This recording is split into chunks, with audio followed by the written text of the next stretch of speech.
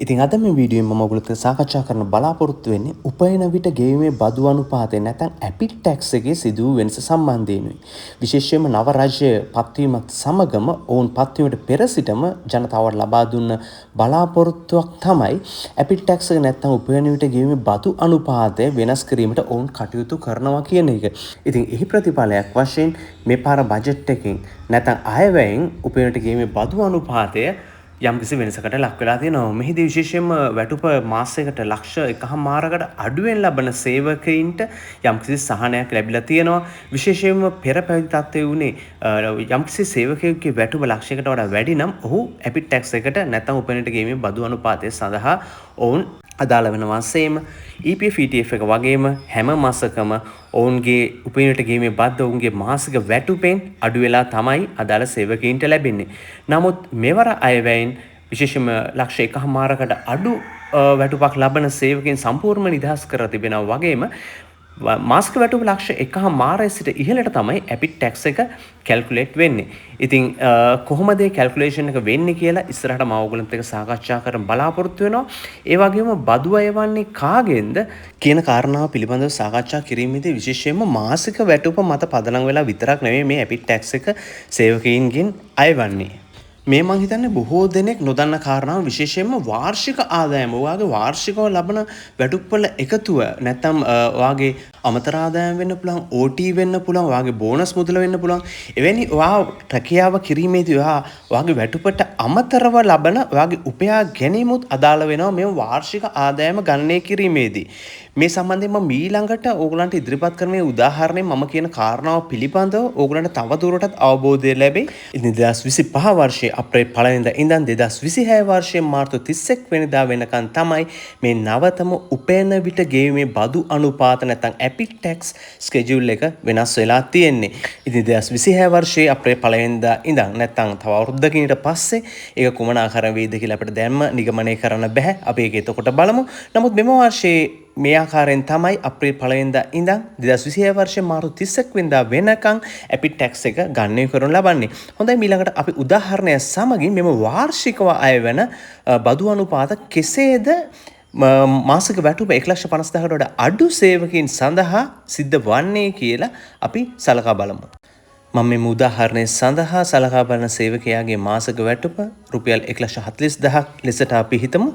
ඉතින් අපි හිතමු මෙම සේවකයා මාසිකව 1,40,000ක වැටුපක් ලබලා ඔහු මාස 12ක කාලයක් තුළදී නැත්නම් 2026 වර්ෂයේ මාර්තු මාසයේ වන විට ඔහුගේ සම්පූර්ණ වර්ෂය සඳහා වැටුප ඔහු 16,80,000ක් ලබා ඇති බව.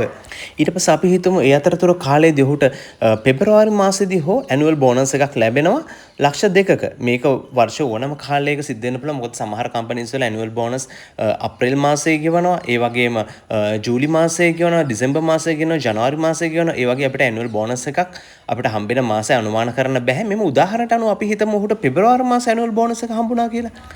එහිදී ඔහුට හම්බ වෙන එම ලක්ෂ 2ක ඇනුවල් බෝනස් එකත් එකතුව ඔහුගේ සම්පූර්ණ එම වර්ෂය තුලදී ලැබුණු ආදායම වන්නේ 18,80,000ක මුදලක්.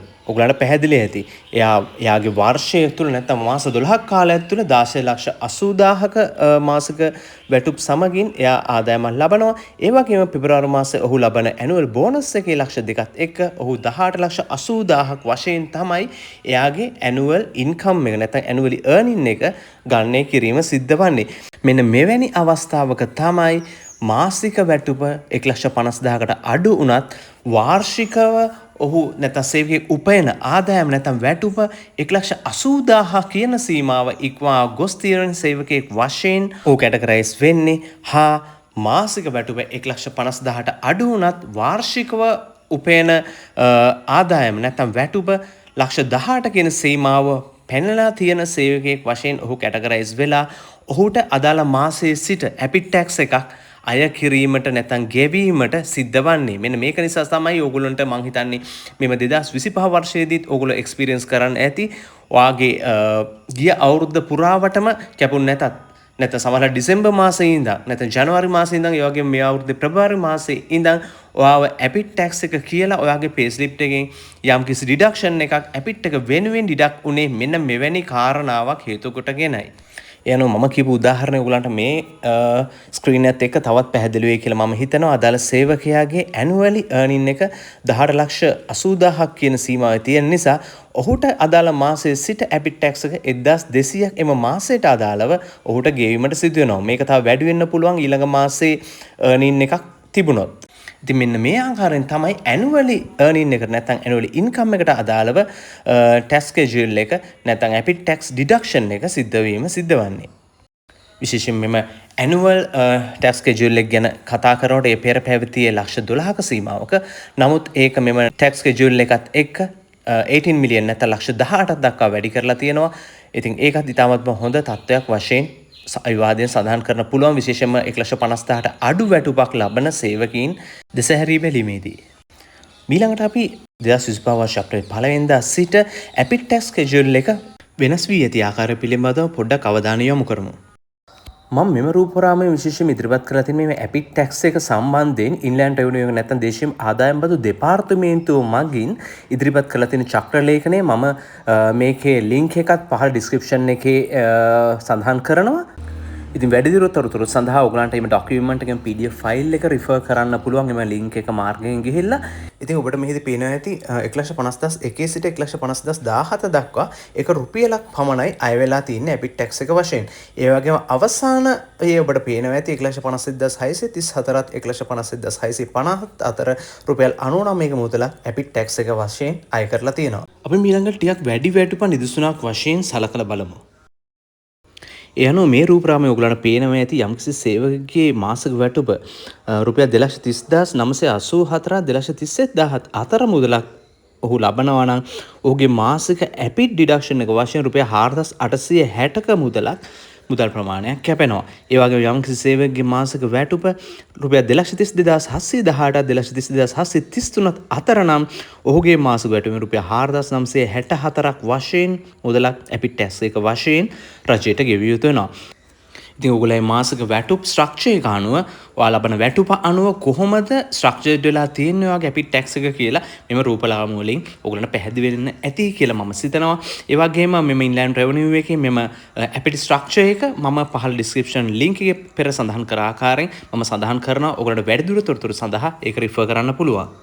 හොඳයි ඊළඟට සාරාංශයක් වශයෙන් යම්කිසි සේවකගේ පේ ටැක්ස් එක මීට පෙර පැවති බද්දට අනුව හා නව බද්දත් සමග කොහොමද අඩු වෙලා තියෙන බදු සහනය අපගේ පෞද්ගලිකාංශයේ සේවකීන්ට කොහොමද හිමි වෙලා තියෙන්නේ කියන එකට මම මෙම රූපරාම ඔයගලන්ට ඉදිරිපත් කරන්න කැමතියි. එතෙන්දී ඔයගලන්ට පේනවා පෙර පැවති ඇපිට් ටැක්ස් ස්කෙඩියුල් එක අනුව යම්කිසි සේවකයෙකු රුපියල් 1,50,000ක වැටුපක් ලබනවා නම් ඔහුට රුපියල් 3,500ක බද්දක් ඔහුගෙන් අය කරා රජයට. නමුත් මෙම නව බදු සංශෝධනය සමග යම්කිසි සේවකයෙක් රුපියල් 1,50,000ට වැඩි වැටුපක් ලබනකොට පමණයි ඔහුට මෙම ඇපිට් ටැක්ස් එකට යම් සේවකයෙක් හෝ සේවිකාවක් අදාළ වෙන්නේ. ඒ වගේම ඔයගලන්ට මෙතන තවත් පැහැදිලිව පේන කාරණාවක් තමයි යම් සේවකයෙක්ගේ වැටුප ලක්ෂ 4කට වඩා වැඩි නම් ඔහුට පෙර පැවති බද්ද අනුව රුපියල් 70,500ක බදු ප්‍රමාණයක් එම ලක්ෂ 4ක වැටුපෙන් ඉපයීමෙන් රජයට ගෙවීමට සිදු වුණා. නමුත් මෙම නව බදු සංශෝධනය සමග ඔහුට රජයට ගෙවීමට අවශ්‍ය වන්නේ රුපියල් 52,500ක මුදලක් පමණයි. එහිදී ඔහුට රුපියල් 18,000ක බදු සහනයක් ලැබිලා තියෙනවා. ඉතින් මේ බදු සහනය රුපියල් ලක්ෂ 4ක වැටුපේ සිට ඉහළට යන සෑම වැටුප් සීමාවක් සෑම තලයක් සඳහාම රුපියල් 18,000ක මෙම සහනය ලැබෙනවා.